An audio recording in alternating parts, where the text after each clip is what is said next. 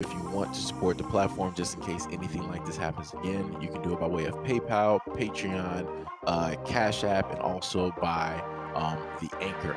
And you can also further support the platform by way of going to the Teespring store or the shoe store that is located in the comment section below.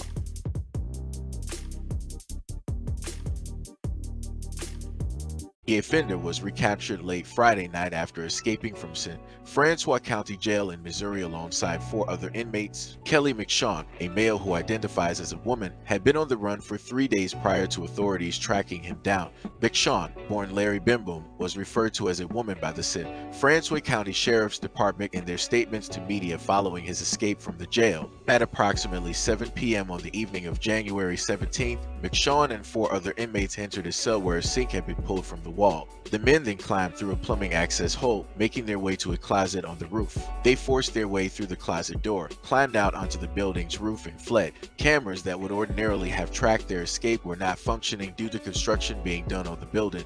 The prisoners weren't discovered missing until a routine 10 p.m. inmate count. The escaped prisoners were seen in street surveillance camera footage stealing a car with Missouri temporary tags from an office parking lot about a mile away from the jail. He and one of the other escapees, another offender named Aaron Sebastian, were captured by police after a car chase in the stolen vehicle. A third escapee, Michael Wilkins, was apprehended without incident after being spotted drinking at a bar. Lou Juan Tucker and Dakota Pace have also been apprehended as of January 21st. McShawn's detention at the jail had followed charges related to committing violence against employees of the Missouri Department of Mental Health's Sex Offender Rehabilitation and Treatment Program. He had been involuntarily committed to sorts after completing a prison sentence for rape in 2008 and being deemed a dangerous offender. While still living under his birth name of Larry Bimboom in 2003, he pleaded guilty to the S.A. of a 39-year-old African-American woman. McShawn had offered the woman a ride home, but instead taken her to his residence. During the event, McShawn made racially denigrating remarks to the victim,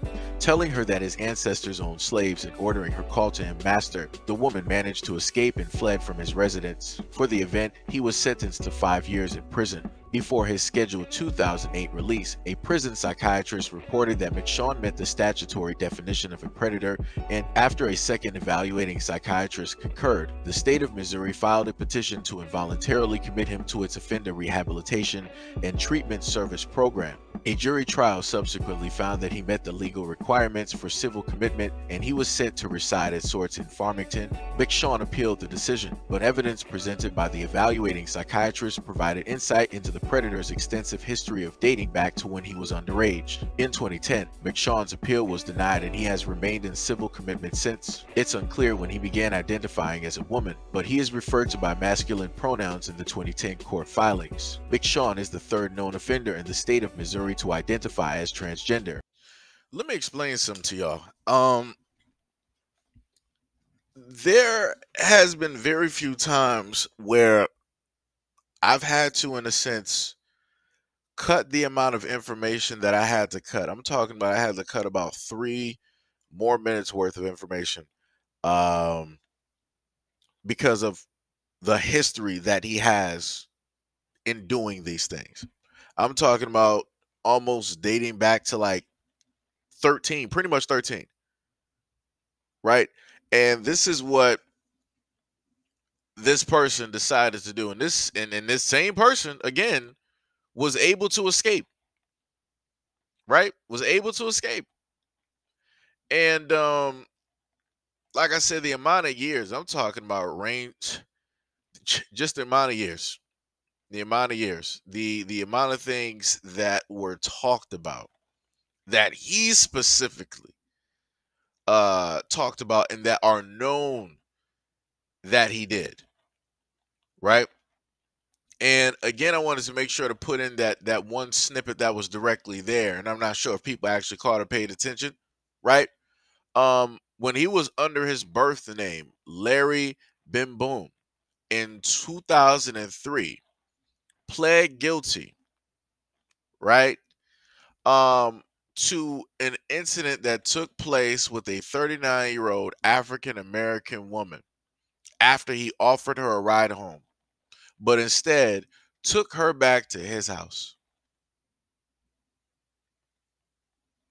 And as I stated before, it's interesting how stories like this don't come up. And I'm talking about both ways, by one who it is that he identified as at that moment in time in 2003, and then after the fact of the things that also took place that Larry admitted to. And then not even to mention the things prior. And then the same individual, same person, was able with three to four other prisoners, was able to escape in almost in an Alcatraz-like situation where they removed the sink from one of the jails and they slid through, went through the inner workings of the jail, however it was, made it to the rooftops, and then they just vanished. And the reason magically how that was able to take place was because there was construction going on at that time for the reason why it is that the cameras weren't working. And I'm trying to get people to understand, do you know how frequent things like this take place where inmates escape and they don't know the whereabouts of these inmates and you don't find out up until later? Especially when it deals with like small towns, like nowhere towns, small towns. These things like this take place quite often. And then you got larger towns or larger cities where this still takes place, where they have the tech, they have the manpower, they got the quote unquote security and the money, and this still happens. How? That's because they're allowing it to happen. That's because they're allowing it to happen. These are the same ones that are like, yeah, we don't allow them to watch certain types of media or different things of that nature because we don't want them getting any ideas. Well, what do you think would happen if you have somebody that's already been out here and then they now get thrown into that population?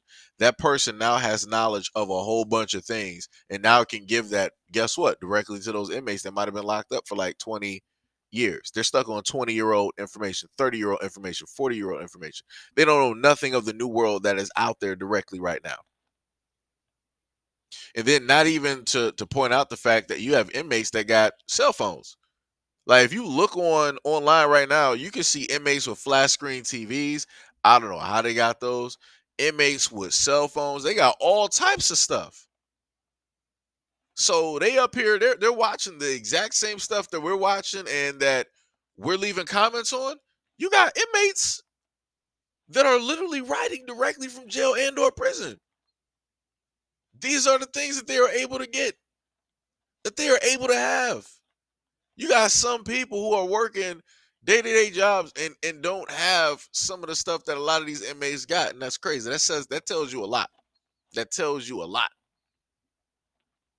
But my main thing is this: you have somebody like this who has a history, on top of that has a psych that they are seeing, and they're put into this program to try to rehabilitate these people.